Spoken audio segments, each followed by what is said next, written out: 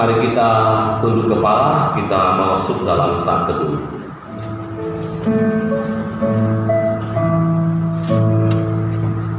Bapak Ibu, saudara-saudaraku sekalian, marilah kepada Tuhan. Marilah semua yang letih lesu dan berbeban berat. Tuhan akan memberikan kelegaan kepadamu. Berdoalah kepadanya.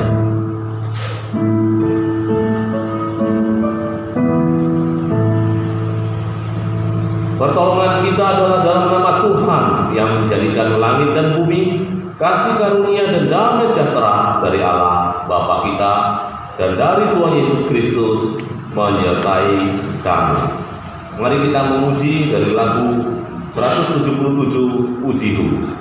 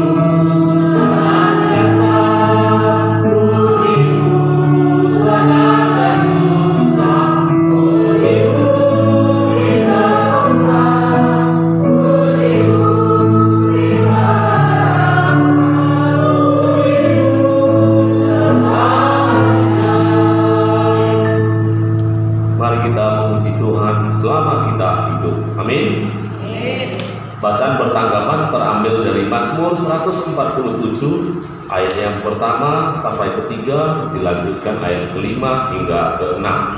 Haleluya! Sungguh bermazmur bagi Allah kita itu baik, bahkan indah dan layak untuk memuji-muji itu.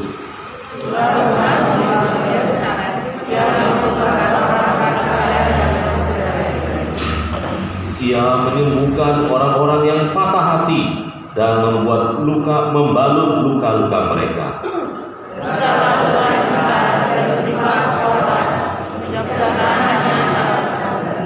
Bersama-sama, Tuhan menegakkan kembali orang-orang yang tertindas, tetapi merendahkan orang-orang fasik sampai ke bumi. Kita tunduk kepala, kita berdoa. Tuhan Allah Bapa kami yang baik, terima kasih Tuhan telah mengumpulkan kami, umat-Mu berkumpul dalam rumah-Mu ini, sehingga kami boleh beribadah bersama-sama. Tuhan, tolong fokuskan hati dan pikiran kami hanya untuk beribadah kepada-Mu, hanya untuk menyembah-Mu. Biarlah pikiran kami tidak memikirkan yang di rumah, pekerjaan kami yang tertinggal, ataupun yang akan kami lakukan. Tuhan, bantu kami ketika kami memuji-Mu, segenap hati dan pikiran kami betul-betul memuji-Mu, sehingga berkat-Mu tercurah atas kami. Tolong ya Bapa, bantu kami dalam ibadah ini untuk boleh bersukacita bersama Tuhan, bersama dengan jemaat sampai selesainya ibadah ini, sehingga kami pulang pun dengan membawa sukacita dari Tuhan. Dalam nama Yesus kami berdoa bersyukur. Amin. Silakan duduk. Kita dalam seminggu kemarin mungkin sudah berbuat dosa secara tidak sengaja, mungkin juga kita sudah menyakiti teman kita, saudara kita, anggota keluarga kita secara tidak sengaja. Mari saya ajak kita bersama menyanyi lagu Tuhan Ampuni Dosaku. Kemudian kita akan masuk dalam doa pengakuan dosa. Biarlah Tuhan mau mengampuni kita, membantu mengingatkan kita bahwa Tuhan telah menebus kita. Tuhan ingin kita hidup benar. Kita nyanyikan lagu ini.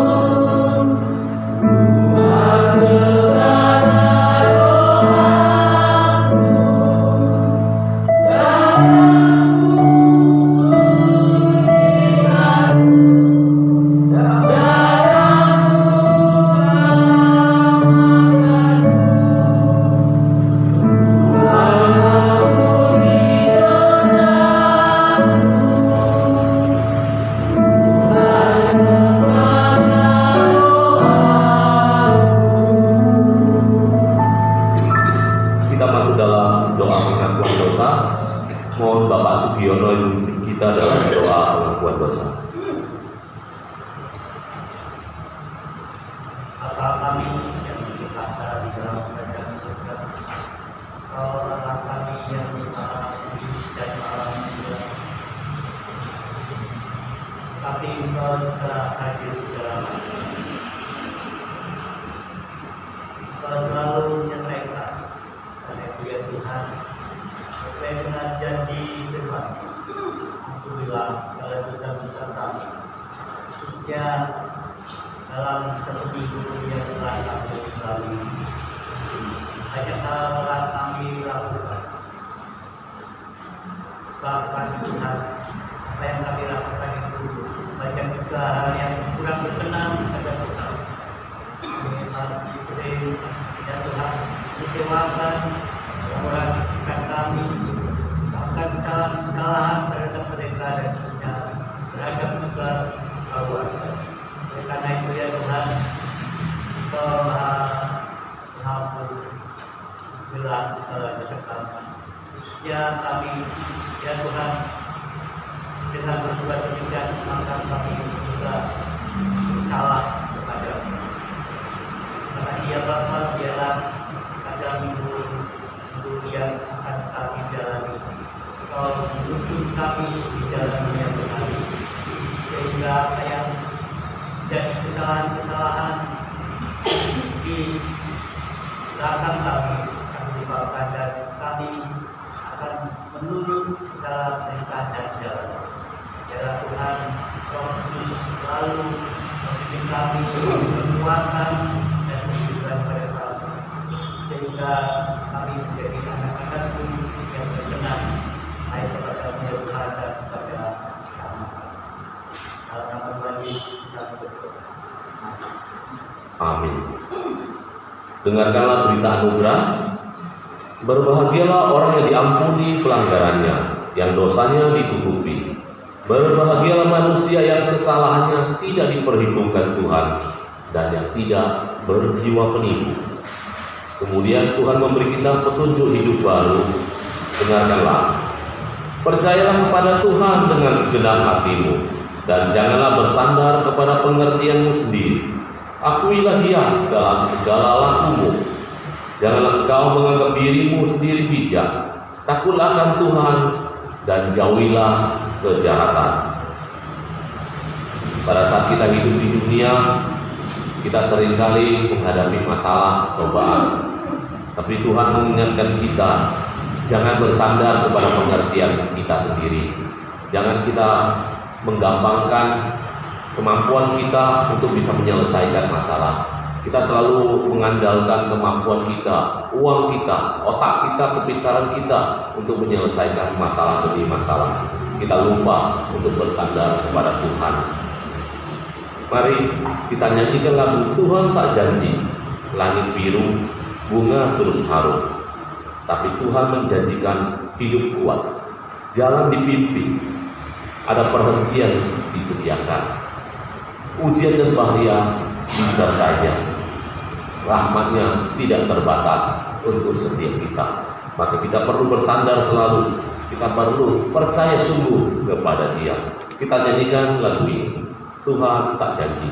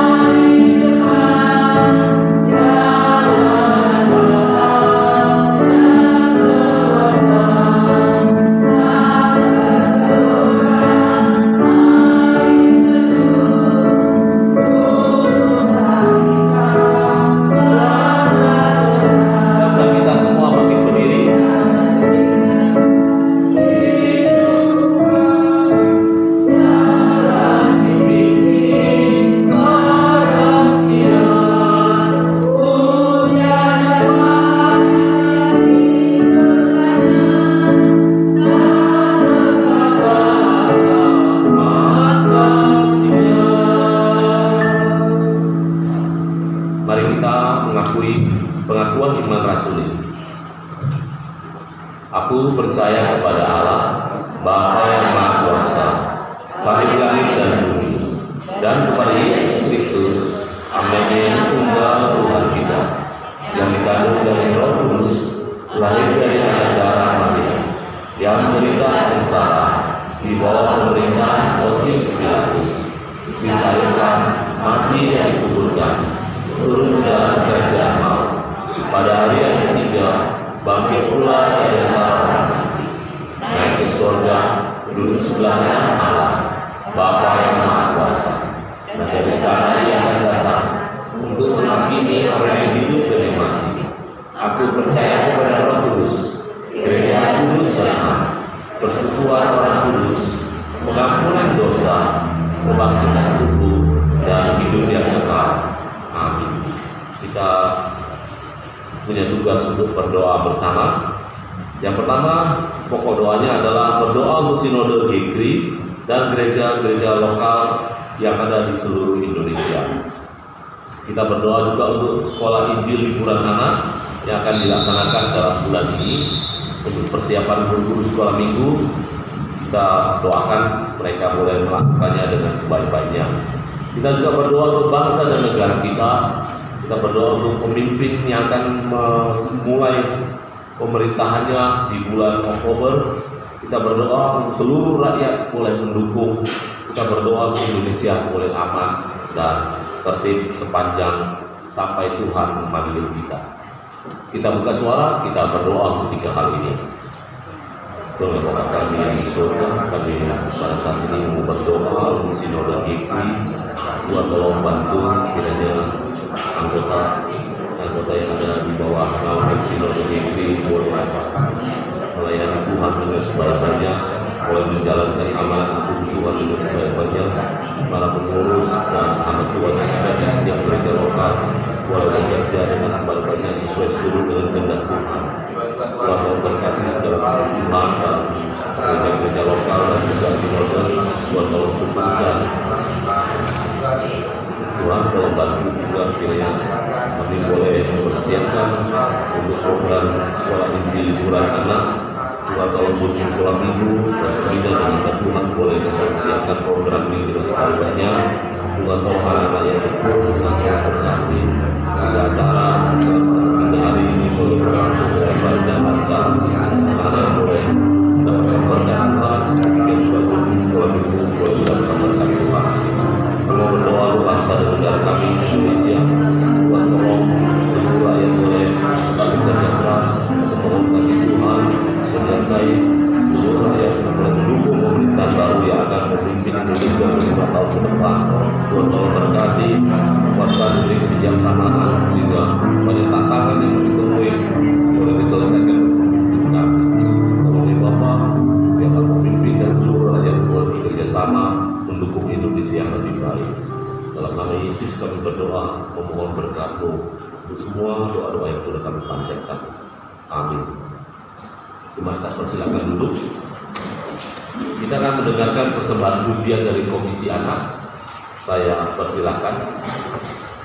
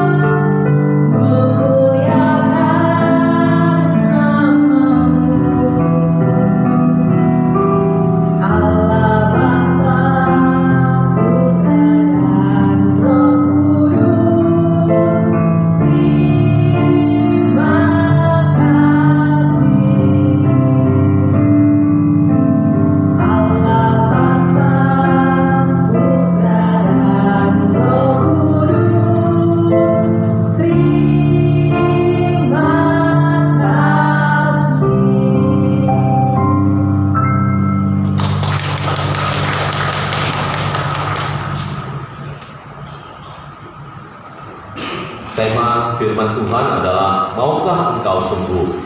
Mari kita mendengarkan pemaparan dari hambanya tentang tema ini. Namun sebelum itu kita nyanyikan lagu Ku Tahu Siapa Yang Ku Percaya.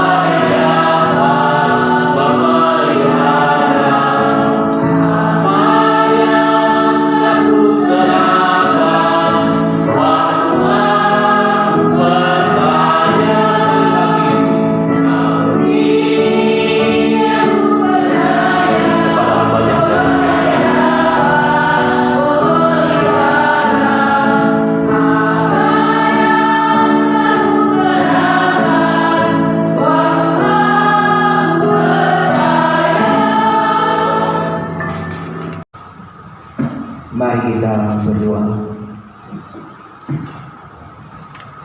Tuhan Yesus yang baik, kami sungguh bersyukur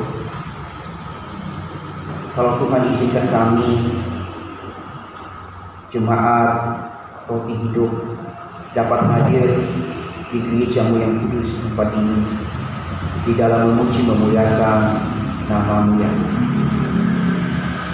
Dan pada kesempatan ini kami jemaat-Mu, kami mau belajar kebenaran firman-Mu.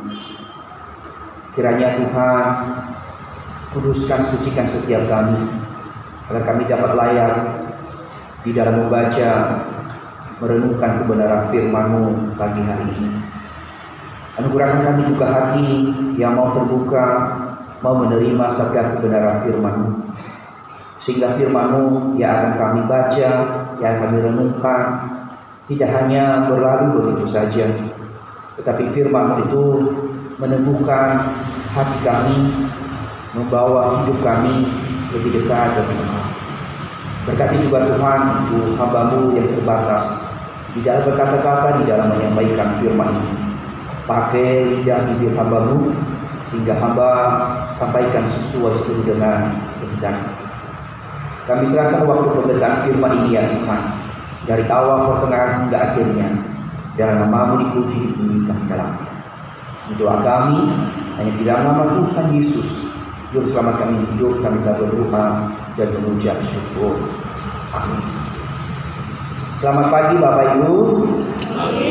Bagaimana kabarnya? Baik ya. Kita bersyukur kita sudah ada di dalam bulan Juni tahun 2024. Tidak terasa Bapak Ibu, kita sudah ada di tengah-tengah tahun 2024 ya. Mari Bapak Ibu, saudara-saudariku, mengajak kita membuka Alkitab kita di dalam Yohanes pasal 5 ayat 1 sampai 18. Sekali lagi saya mengajak kita membuka Alkitab kita. Bagi yang membawa Alkitab, mari kita buka di dalam Alkitab kita di dalam Yohanes pasal 5 ayat 1 sampai 18. Juga yang bagian bawa HP ya, buka Alkitabnya, nanti jangan membuka aplikasi yang lainnya ya. Fokus membuka Alkitab saja. Kalau sudah ditemukan Bapak Ibu, saya akan membacakan firman Tuhan ini. Silakan Bapak Ibu, saudara-saudariku menyimaknya di dalam Alkitabnya masing-masing. Dengan judul perikop penyembuh pada hari Sabat di Pola Bethesda. Sesudah itu ada hari raya orang Yahudi dan Yesus berangkat ke Yerusalem. Di Yerusalem dekat pintu gerbang domba ada sebuah kolam yang dalam bahasa Ibrani disebut Bethesda. Ada 5 serambinya, dan di serambi-serambi itu berbaring sejumlah besar orang sakit, orang-orang buta, orang-orang timpa, dan orang-orang lumpuh yang menantikan goncangan air kolam itu. Sebab sewaktu-waktu turun malaikat Tuhan ke kolam itu dan menggoncangkan air itu, barang siapa yang terdahulu masuk ke dalamnya, sesudah goncang air itu menjadi sembuh, apapun juga penyakitnya. Di situ ada seorang yang sudah 38 tahun lamanya sakit. Ketika Yesus melihat orang itu berbaring di situ, dan karena ia tahu bahwa ia telah lama dalam keadaan itu, berkatalah ia kepadanya, "Maukah engkau sembuh?" Jawab orang sakit itu kepadanya, "Tuhan, tidak ada orang yang menurunkan aku ke dalam kolam itu apabila air mulai goncang. Dan sementara aku menuju kolam itu, orang lain sudah turun mendahului aku." Kata Yesus kepadanya, "Bangunlah, angkatlah tilangmu dan berjalanlah." Dan pada saat itu juga semula orang itu, lalu ia mengangkat tilangnya dan berjalan. Tetapi hari itu hari Sabat. Karena itu orang-orang Yahudi berkata kepada orang yang baru sembuh itu, "Hari ini hari Sabat dan tidak boleh engkau memikul tilangmu." Akan tetapi ia menjawab mereka, "Orang yang telah menyuruh aku menyembuhkan aku, dia yang mengatakan kepadaku, angkatlah tilangmu dan berjalanlah." Mereka bertanya kepadanya, "Siapakah orang itu yang berkata kepadaku, angkatlah tilangmu dan berjalanlah?" Tetapi orang yang baru sembuh itu tidak tahu siapa orang itu, sebab Yesus telah menghilang ke tengah-tengah orang banyak di tempat itu. Kemudian Yesus bertemu dengan dia di dalam bait Allah, lalu berkata kepadanya, "Engkau telah sembuh, jangan berbuat dosa lagi, supaya padamu jangan terjadi yang lebih buruk." Orang itu keluar lalu menceritakan kepada orang-orang Yahudi bahwa Yesuslah yang telah menyembuhkan dia. Dan karena itu orang-orang Yahudi berusaha menganiaya Yesus karena ia melakukan hal-hal itu pada hari Sabat. Tetapi ia berkata kepada mereka, "Bapakku bekerja sampai sekarang, maka aku pun bekerja juga." Sebab itu orang-orang Yahudi lebih berusaha lagi untuk membunuhnya, bukan saja karena ia meniadakan hari Sabat, tetapi juga karena ia mengatakan bahwa Allah adalah Bapanya sendiri, dan dengan demikian menyamakan dirinya dengan Allah. Demikian jauh pembacaan kita hari ini Bapak Ibu. yang dikatakan adalah berbahagialah setiap kita yang membaca, merenungkan dan melakukan firman Tuhan itu di dalam kehidupan kita hari lepas hari. Bapak Ibu, saudara-saudariku, ya, saya percaya bahwa setiap kita yang hadir di tempat ini, setiap kita yang ada di tempat ini pernah mengalami yang namanya sakit. Pernah? Atau ada yang tidak pernah sakit sama sekali? Gak ada ya? Berarti setuju bahwa setiap kita pernah mengalami yang namanya sakit, ya. Dan juga Bapak Ibu, sakit itu tentu sakit yang kita alami setiap orang tentu berbeda-beda, ya, berbeda-beda. Kalau sakit saya waktu Senin lalu, kaki saya bengkak, tidak bisa jalan. Tentu sakitnya Bapak Ibu juga berbeda dengan apa yang saya alami, ya. Nah, tentu Bapak Ibu ketika kita sakit, ketika kita merasa tidak enak badan, tentu sakit itu tidak enak rasanya Bapak Ibu, ya. Tidak enak rasanya.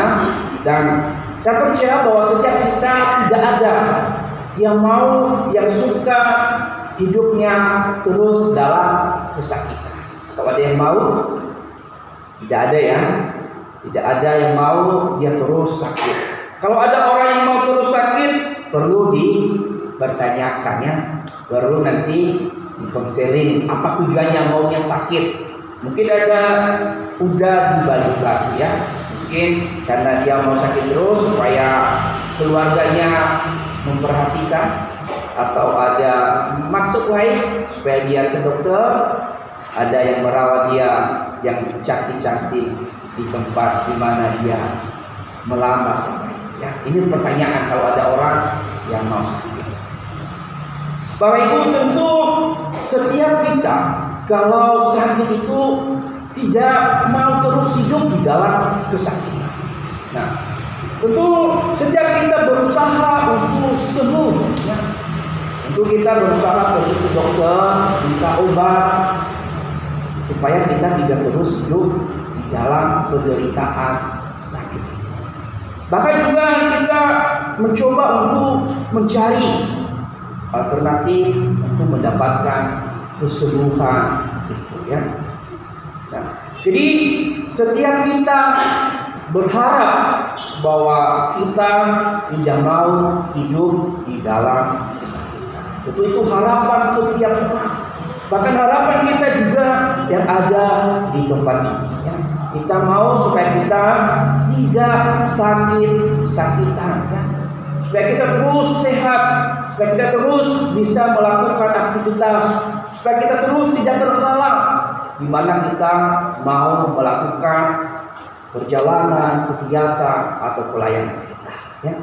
Jadi Bapak Ibu, tidak ada orang yang merindukan hidupnya sakit terus melulu, ya. Tidak ada orang yang ingin hidupnya sakit-sakitan terus, ya. Tentu harus berharap kalau boleh sakit itu jangan lagi melanda hidup saya. Tapi itu harapan kita, tapi kehendak Tuhan berbeda, ya. Bapak Ibu, tema kita hari ini itu berbicara tentang maukah engkau sembuh? Maukah engkau sembuh? Tema ini Bapak Ibu adalah suatu perkataan atau juga merupakan suatu pertanyaan Tuhan Yesus kepada orang yang sakit, yang dikatakan di dalam pembacaan kita tadi, yang sudah lama 38 tahun lamanya dia mengalami sakit, Bapak. Yesus berkata kepadanya sekaligus bertanya, maukah engkau sembuh? Bapak Ibu, di dalam bacaan kita hari ini kita melihat tentang bagaimana Yesus ketika bertemu dengan orang yang sakit ini, atau yang sudah lama sakit, dikatakan 38 tahun. Nah, di mana Yesus ini berjumpa di Yerusalem. Katakan di dalam ayat 1 bahwa ketika Yesus di Yerusalem menghadiri acara diadakan orang-orang Yahudi, ya, di sana dia bertemu dengan sejumlah besar orang-orang sakit, ya. Sejumlah besar orang-orang sakit, ada orang buta, ada orang timpa, ada orang yang lumpuh. Di mana tempatnya Bapak Ibu, Alkitab mencatat bahwa di pintu gerbang domba di sana ada sebuah kolam yang dikatakan adalah Bethesda. Nah, Bethesda. Di tepi kolam Bethesda ini atau ada serambi atau tiram yang membatasi antara satu dengan yang lainnya. Di situ ada banyak orang sakit tidur di sana menantikan, dikatakan di dalam pembacaan kita ini, menantikan air kolam itu goncang, dan ketika air goncang itu mereka berlomba-lomba untuk lebih dahulu masuk di dalam kolam itu. Jadi nama kolam ini adalah Bethesda. Nah, Bethesda artinya adalah rumah belas kasihan. Bethesda adalah rumah belas kasihan. Di sana Tuhan Yesus bertemu dengan orang-orang yang sejumlah sakit ini, Bapak.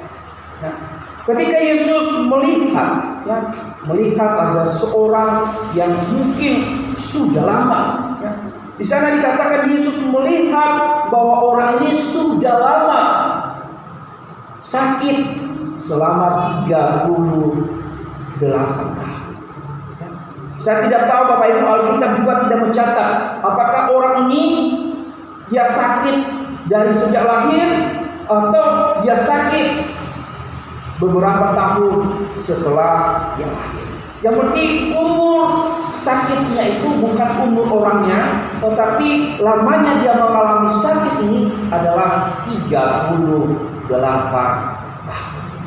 Bayangkan Bapak Ibu, kita aja sakit cuma 2 hari, 3 hari, kita merasa khawatir, tidak bisa ngapa-ngapain. Nah, dikatakan orang ini 38 tahun. Nah, ketika Yesus tahu kondisi orang ini mungkin sudah tidak berdaya, sudah tidak bisa bergerak sama sekali, tetapi dia di situ ditaruh supaya dia bisa mendapatkan kesembuhan.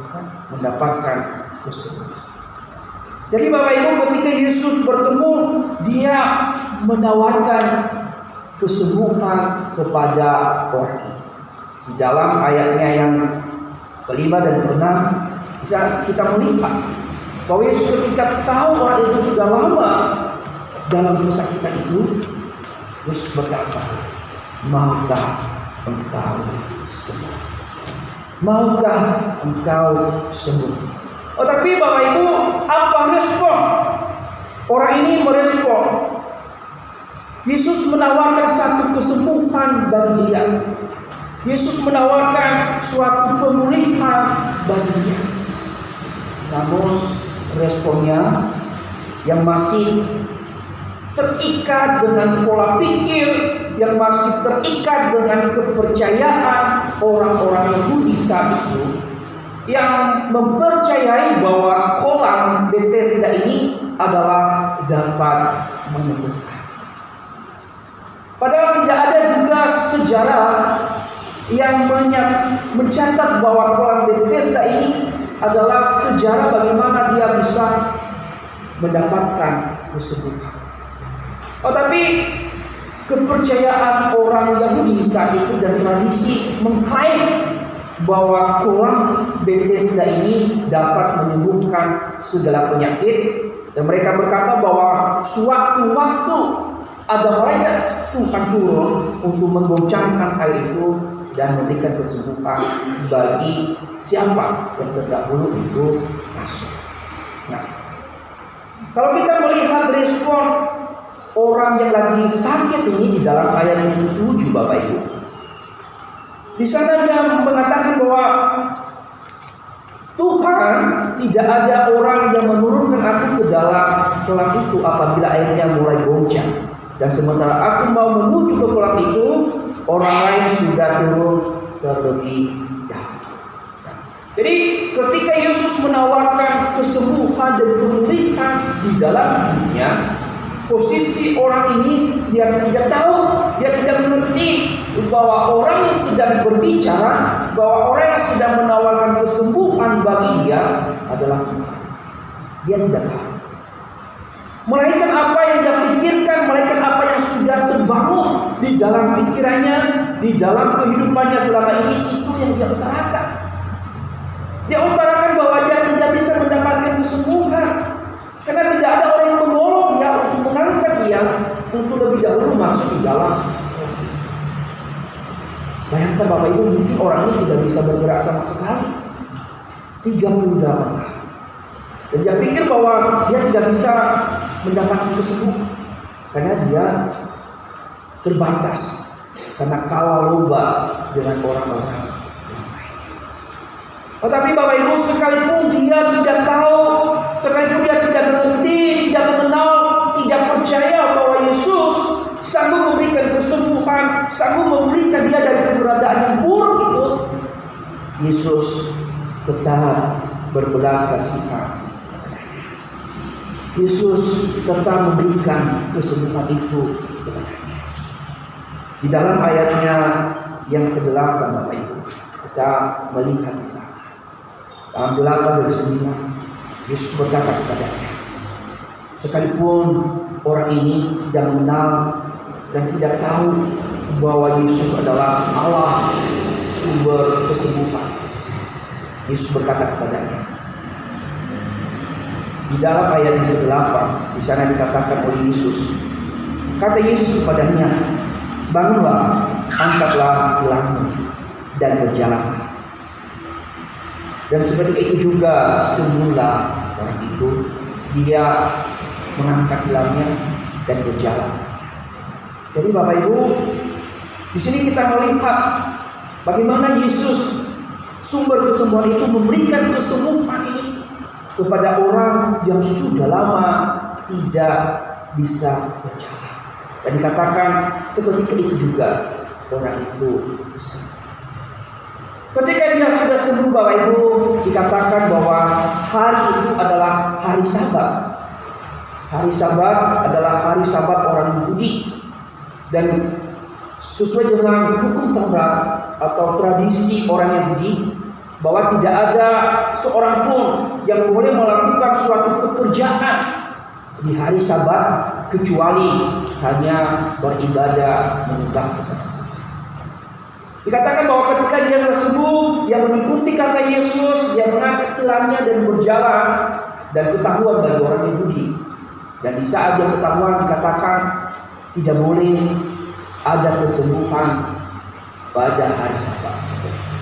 Tapi dia justru ketika dia ditanya, mengapa engkau mengangkat tilangmu, dia justru menuduh Yesus, bahwa Yesuslah yang menyuruh dia untuk mengangkat tilangnya. Artinya dia membela diri, dia menyalahkan Yesus. Ketika dia sudah sembuh, dia tidak mengatakan saya sudah disembuhkan oleh orang ini. Justru Bapak Ibu, kalau kita membaca di dalam pembacaan ini, orang ini menuduh orang yang menyembuhkan saya, yang menyuruh saya untuk mengangkat tilang dan bangun. Tapi ditanya Bapak Ibu, kalau kita memperhatikan, ditanya kepada siapa yang menyembuhkan engkau, siapa yang menyuruh engkau, dia tidak tahu karena Yesus sudah pergi di dalam ayat Allah. Tapi dikatakan di dalam ayat 14 bahwa Yesus kembali bertemu dengan dia, dan Yesus mengingatkan dia, kamu sudah sembuh, jangan berbuat dosa lagi supaya tidak terjadi hal yang buruk pada engkau. Dikatakan ketika dia sudah tahu bahwa Yesus yang menyembuhkan dia, reaksinya lagi dia menceritakan itu. Seakan-akan orang ini mengadu domba Yesus dengan orang Yahudi. Dikatakan orang Yahudi mencari celah untuk mendeksa Yesus atau membunuh Yesus. Nah, dari cerita ini Bapak Ibu, cerita tentang kesembuhan ini di kolam Bethesda, ada 3 pelajaran penting yang harus kita pahami di dalam hidup kita. Dari cerita firman Tuhan ini ada 3 hal penting sebagai pembelajaran bagi kita sebagai orang percaya. Hal yang pertama Bapak Ibu yang menjadi pembelajaran bagi kita sebagai orang percaya dari cerita firman Tuhan ini, dari kesembuhan di Pulau Bethesda ini, yang pertama adalah kita harus tahu bahwa Allah adalah satu-satunya sumber kesembuhan. Ini yang harus kita pahami, yang harus kita tanamkan di dalam hati kita. Poin yang pertama, kita harus paham dan tahu benar bahwa Allah satu-satunya sumber kesembuhan. Allah adalah yang berkuasa memberikan kesembuhan bagi setiap kita yang mengalami kesakitan. Allah yang berdaulat memberikan kesembuhan itu. Allah yang berdaulat memberikan sembuh atau tidak sembuh, bukan karena ada orang yang bisa menyembuhkan, bukan karena obat yang kita minum, bukan karena ada yang bisa melakukan mujizat kesembuhan. Ini yang harus kita tanamkan di dalam diri kita sebagai orang yang sudah percaya benar kepada Yesus Kristus, bahwa kesembuhan hanya ada di dalam Allah. Kesembuhan tidak ada di luar Kristus. Kesembuhan hanya pada Yesus saja. Seringkali kita lalai di dalam memahami hal ini. Seringkali orang Kristen terkecoh dengan adanya alternatif kesembuhan. Seringkali orang Kristen terkadang tergoda dengan menawarkan, ada yang menawarkan ada mujizat kesembuhan.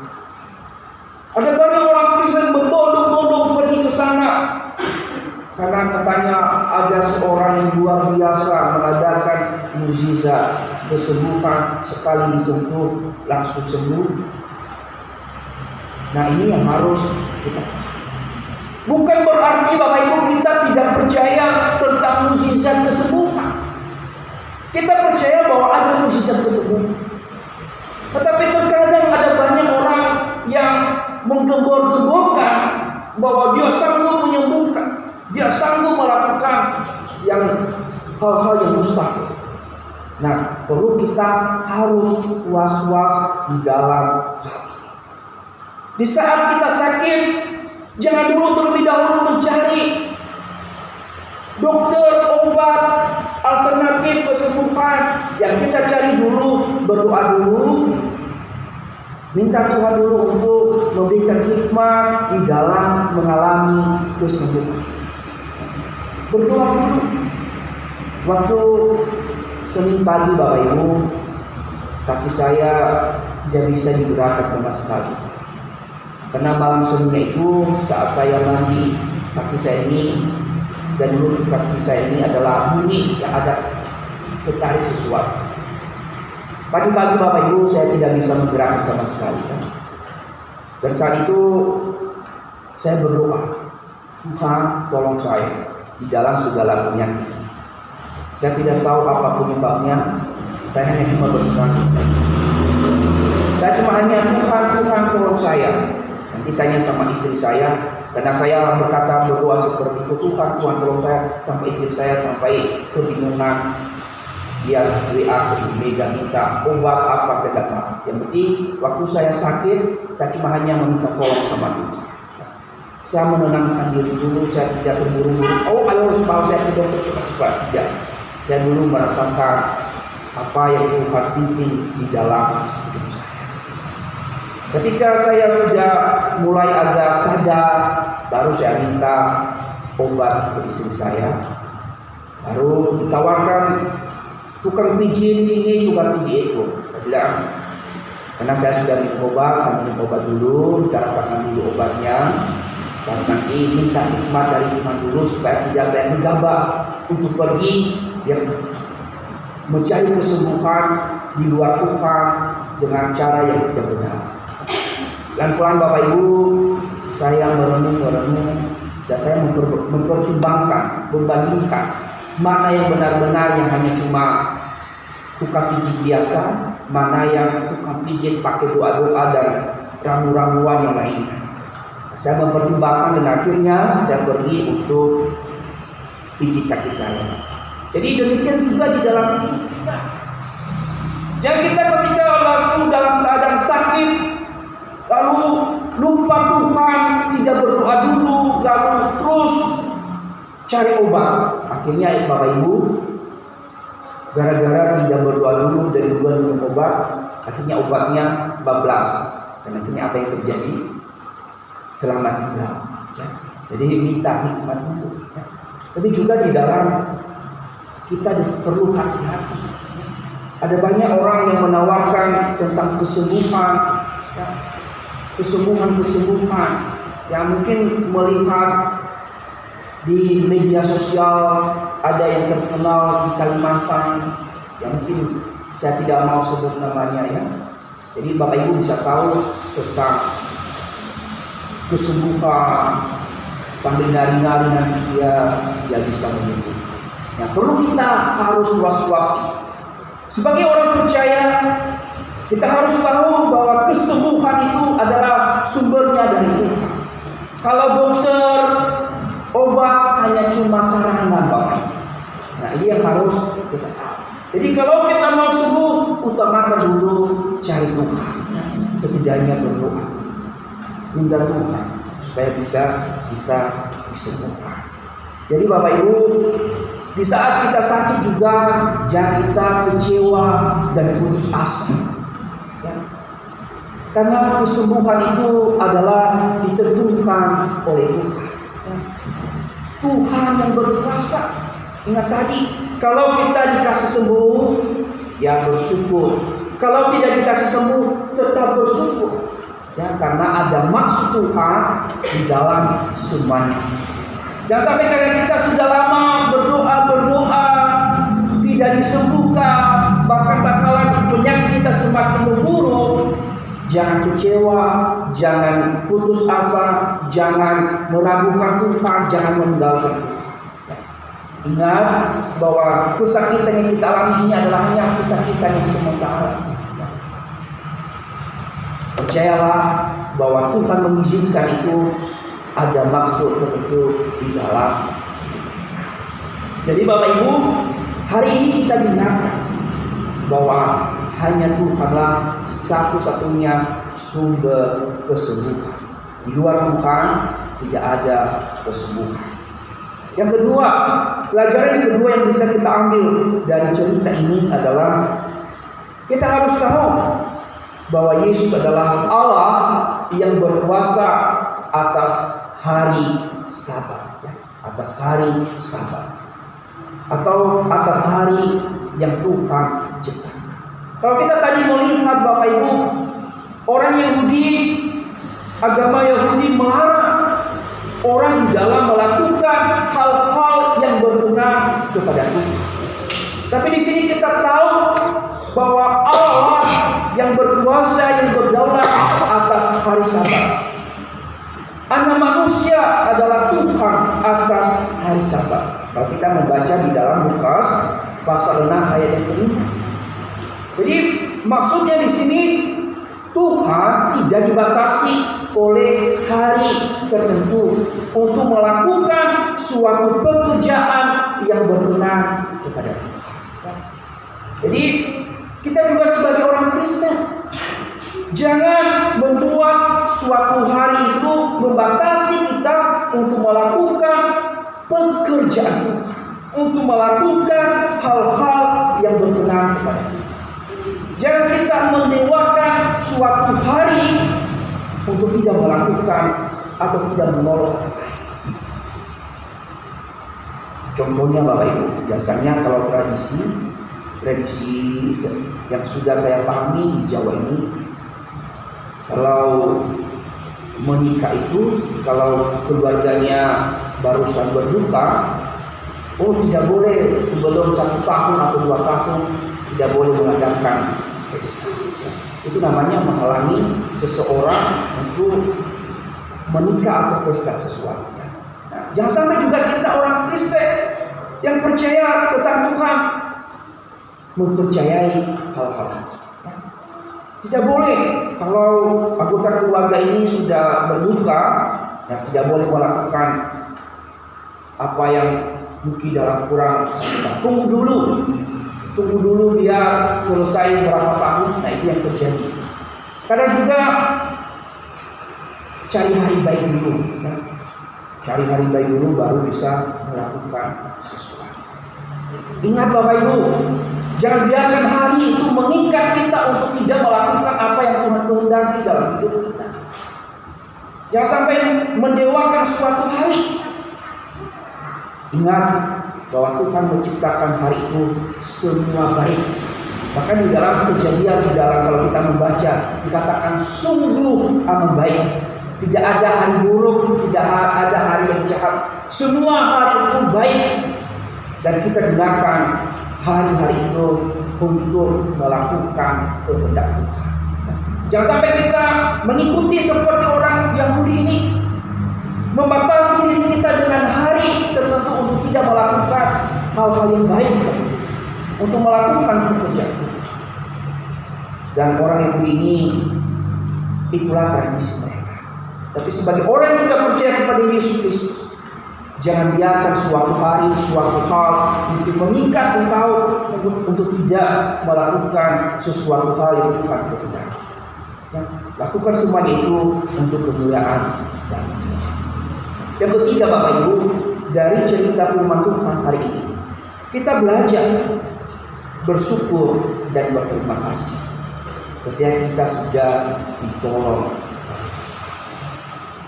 Bersyukur dan berterima kasih ketika kita sudah ditolong. Kalau kita melihat tadi orang yang lumpuh ini sudah sakit 38 tahun, tentu dia tidak bisa berbuat apa-apa. Tapi ketika Tuhan sudah memberikan kesembuhan bagi dia, kalau Bapak Ibu memperhatikan, ada nggak kata terima kasih Tuhan? Tidak ada. Mari kita belajar dari kehidupan orang yang lumpuh ini. Ketika dia sudah ditolong Tuhan, sudah disembuhkan oleh Tuhan, tidak ada ucapan terima kasih Tuhan, tidak ada juga untuk mengenal Tuhan, tidak ada juga untuk percaya kepada Tuhan. Justru apa yang dia lakukan Bapak Ibu? Justru membenturkan Yesus dengan orang Yahudi. Justru dia tidak tahu sama sekali. Kalau kita memperhatikan di dalam pembacaan kita, di dalam ayat 15 dan di dalam ayat sebelumnya, ketika dia sudah sembuh, ketika Tuhan Yesus angkatlah tilammu dan berjalanlah, dia berjalan tanpa terima kasih, dan Tuhan sudah sembuhkan saya. Tidak ada. Justru dia menyuruh orang yang menyembuhkan aku, yang menyuruh aku, angkatlah tilammu. Orang ini, kalau kata kasarnya, maaf, tidak tahu diri, tidak tahu diri, tidak tahu berterima kasih. Justru dia mengadu domba orang lain.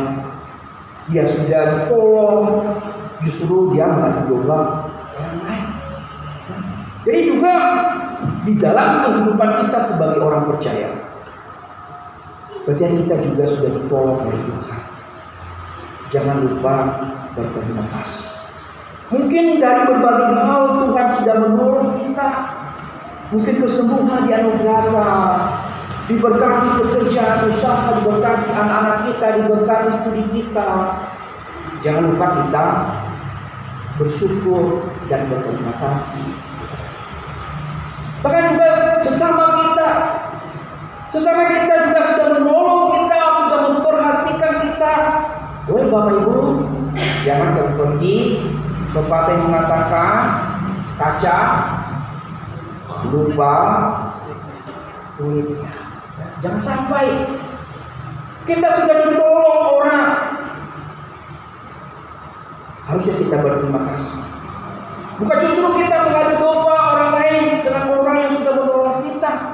Bukan justru kita menjelek-jelekan orang yang sudah menolong kita. Ingat Bapak Ibu, kita harus tahu diri. Kita sudah ditolong, kita juga harus berterima kasih. Kita harus berterima kasih.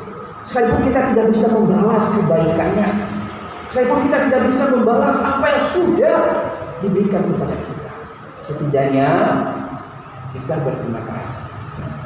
Seringkali kita mengajari anak-anak, kalau diberikan sesuatu, katakan apa? Terima kasih. Kalau kita bisa mengajari anak-anak kecil, kenapa kita juga tidak mengajari diri kita sendiri? Ketika ada sesuatu, bilang terima kasih. Ya, seringkali kita lupa, ya. Kita lupa bersyukur dan berterima kasih. Ini hari ini kita diingatkan, jangan sampai seperti orang yang lumpuh ini, 38 tahun sudah menderita, tidak ada ucapan syukur, tidak ada ucapan terima kasih kepada Tuhan, tidak ada untuk mau menerima Tuhan di dalam hidupnya, tidak ada untuk mau percaya kepada Tuhan. Jadi Bapak Ibu, hari ini jangan meniru orang yang lumpuh ini, tapi marilah kita menjadi orang yang tahu bersyukur dan tahu berterima kasih, baik kepada Allah maupun kepada sesama manusia yang telah menolong kita. Jangan kita seperti pepatah tadi, ya. Bapak Ibu sudah tahu tadi kan, jangan seperti kaca lupa kulit.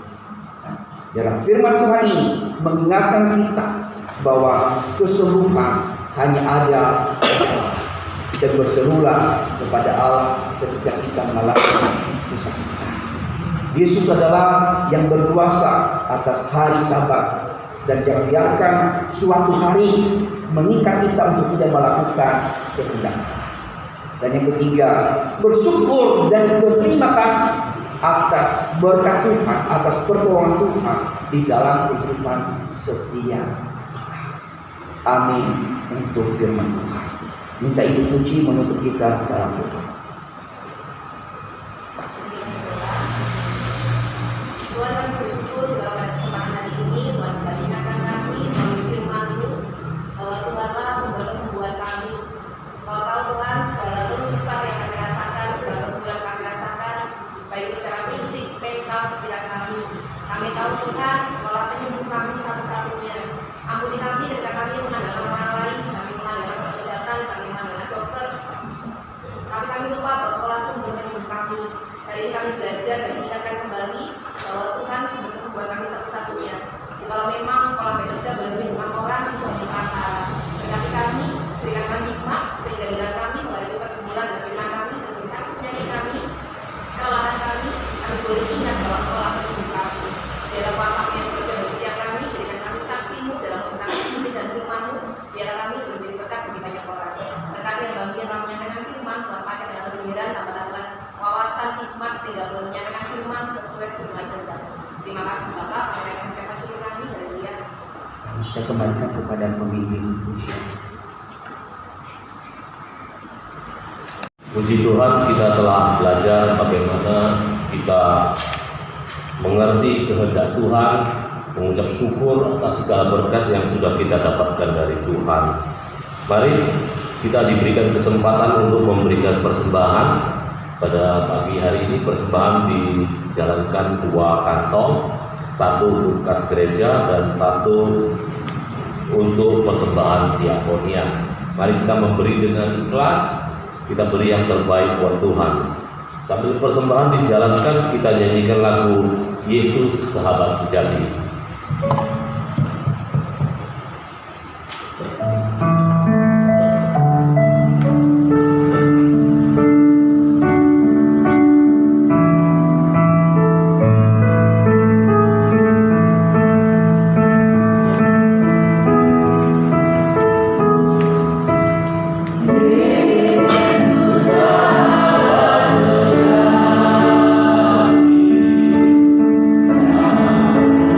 Berikan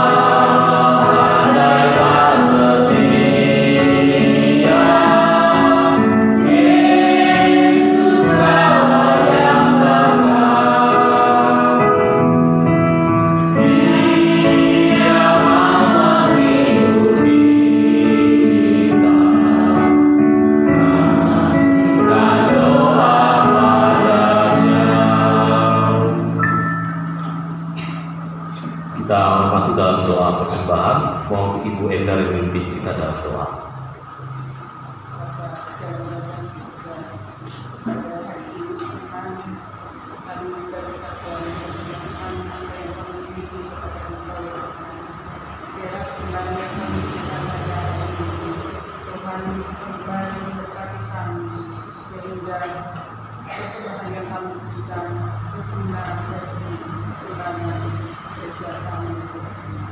Tuhan, kami percaya bahwa apa yang telah kami berikan kepada Engkau, Tuhan akan kembali memberkati kami. Demikianlah Tuhan, biarlah kembali menjadi hidup dan berkenan Amin. Saya akan membacakan warta buat setiap kita. Ibadah sekolah minggu akan dilaksanakan setelah ibadah umum selesai. Kemudian juga seluruh pengurus dan hamba Tuhan nanti boleh tinggal. Seluruh pengurus, majelis dan hamba Tuhan untuk tinggal. Kita akan rapat sebentar untuk persiapan ulang tahun gereja kita. Rapat akan dilakukan setelah ibadah sekolah minggu selesai. Kemudian untuk ibadah wanita pejuang iman akan dilaksanakan pada hari Rabu tanggal 5 Juni jam 5 sore bertempat di Jalan Ciliwung nomor 62. Yang melayani adalah Ibu Suci sebagai untuk renungannya, liturgosnya dipimpin oleh Ibu Krisma dan musik oleh penginjil Averius. Untuk ibadah pemuda remaja pada hari Sabtu jam 5 sore bertempat di Jalan Cokro Aminoto. Yang memimpin renungan adalah penginjil Averius, liturgosnya Ibu Saudari Ripka dan musik Saudari Mimi. Kami mengucapkan selamat datang bagi jemaat yang baru pertama kali beribadah bersama dengan kami. Tuhan Yesus memberkati agar kita tetap setia untuk beribadah bersama-sama. Untuk program I Love Bible sudah tercantum. Mari kita setiap hari membaca kitab kita. Di samping kita melakukan saat teduh yang sudah seperti biasa kita lakukan, sekarang kita juga ditambahkan tugas membaca Alkitab satu pasal setiap hari. Untuk minggu depan dalam ibadah umum kita tanggal 9 Juni jam 9 pagi, pengkhotbah akan dilayani oleh Pendeta Yonatan Adi, liturgos oleh penginjil Averius, musik dilayani Saudari Joy, yang menjadi backing vokal adalah Saudari Lydia dan Ibu Suci. Yang melayani kolektor adalah Saudara Hari dan Ibu Suprihatin. Yang menjadi penyambut tamu adalah Bapak Kiamin dan Bapak Sudi. Yang mempersembahkan pujian adalah dari majelis dan hamba Tuhan. Persembahan sudah tercantum di dalam warta dan Bapak Ibu sebagian sudah mendapatkan juga laporan keuangan hasil aktivitas gereja kita sampai bulan 5 kemarin. Bapak Ibu bisa melihatnya. Jika ada kekeliruan, mohon menghubungi kami untuk kita koreksi bersama. Demikian warta sudah saya bacakan. Saya undang kita semua bangkit berdiri. Kita akan menyanyikan doxologi dan menerima doa berkat.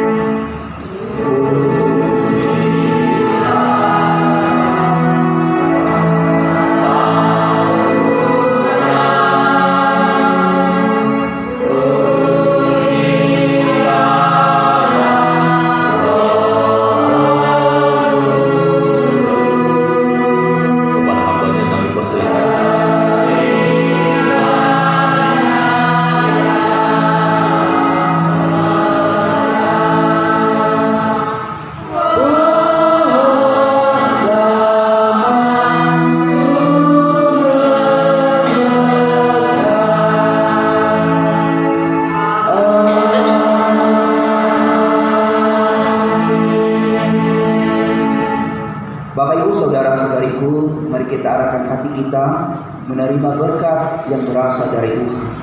Dan ingat firman Tuhan hari ini, Dia mengingatkan kita bahwa Tuhanlah satu-satunya sumber kesembuhan kita. Marilah kita pulang, kita terima berkat yang berasal dari Tuhan. Kiranya kasih dari Allah Bapa, kasih dari Yesus Kristus, dan persekutuan dari Roh Kudus memberkati kita hari ini, dari saat ini sampai kedatangan Kristus yang kedua kalinya. Amin.